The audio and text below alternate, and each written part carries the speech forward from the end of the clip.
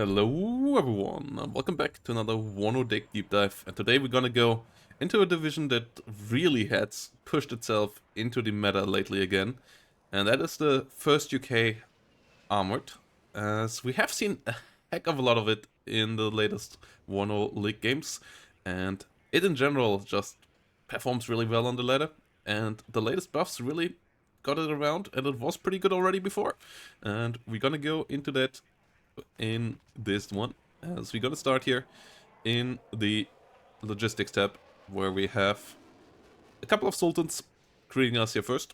They have 3 availability, that's why we take them. The other CVs here only coming with 2 outside of the rover, but the sultan is really cheap and has smoke. That is all quite nice, and that gets us the sultan here. That can come in nice and cheap as a CV that can follow up everything. You don't really need to rush the points as this division is early on. This is not the plan. So 3 CVs here, 4 CVs in the tank tab. That gets us to 7. That should get the job done. And as the tank ones are expensive, having some cheap ones here is nice.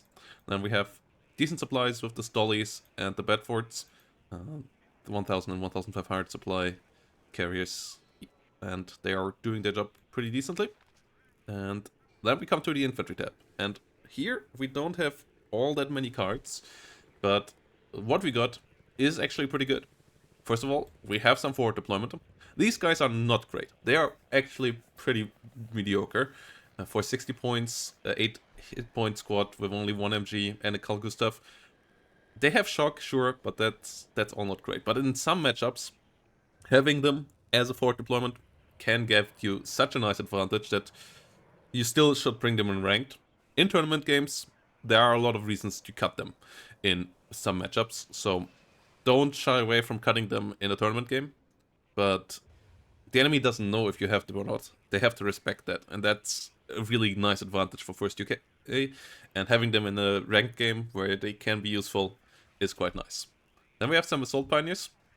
Those are pretty good shock units with double light rifles and the satchel charges. They can really get into the CQC and actually use their light support weapons here, both whilst pushing and then also in the close combat, unlike the medium machine gun infantry that can't use them in CQC, which is an issue for a lot of pioneers, like the German ones, the French ones. So the British ones, actually some of the best there. 45 points, decent price point there as well, especially as they come with 2 MGs as well. And then we come to the key unit of this division, and that's the armored rifle in the Warrior League. And the first one here, we take at 2 vet. As the first couple of minutes, you want to have them as cost efficient as possible, so the first 4 coming at 2 vet is really strong. And the Warrior League has a fantastic autocannon with the Rarden, has a fantastic missile with the Milan 2 that can one-shot all IFVs and can heavily hit every tank out there, and you get that for 60 points.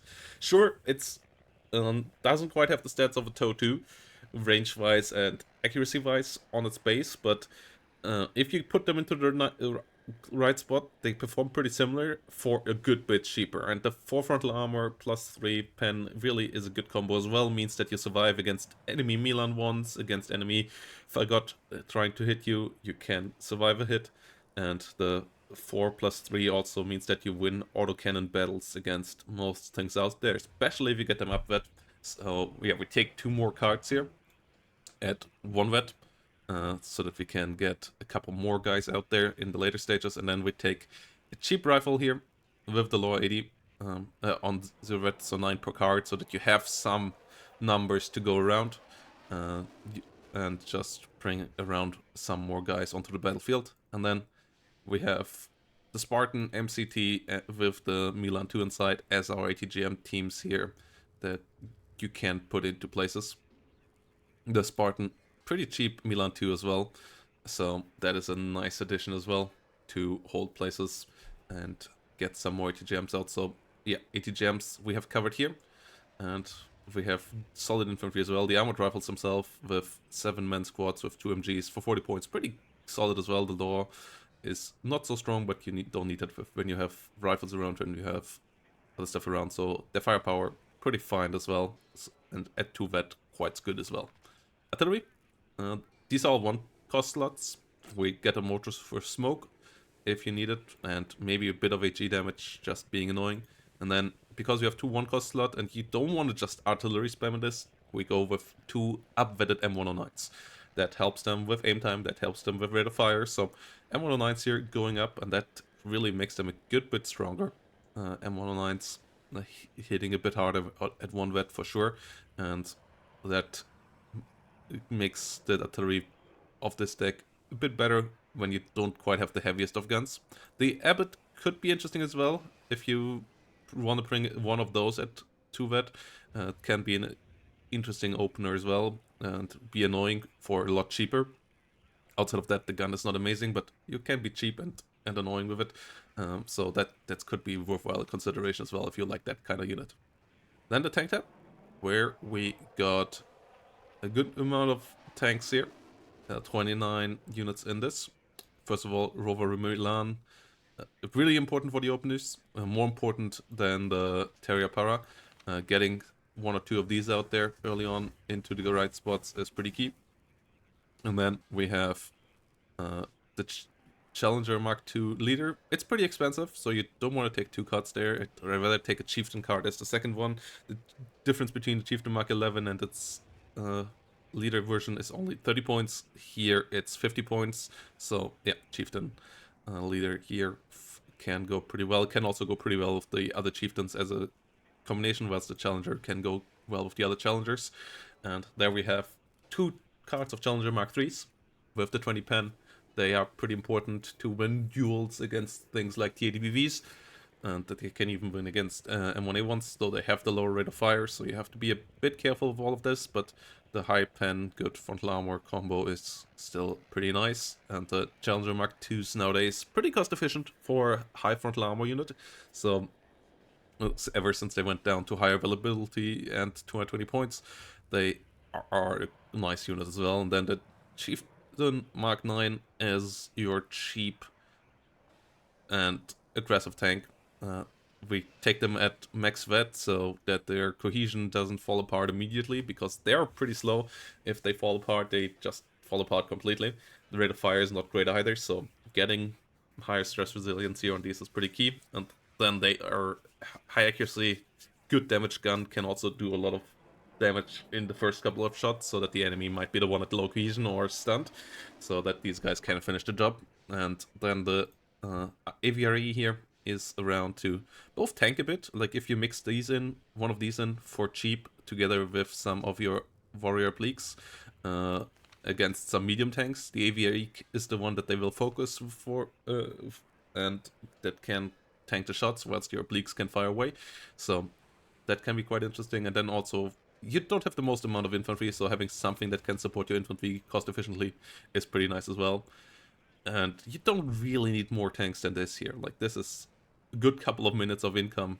Like, this alone is 6 or 7 minutes of income here. So in general, if you pay all of this is 15-20 minutes of income just for a tank tab. So yeah, you don't need more MBTs here.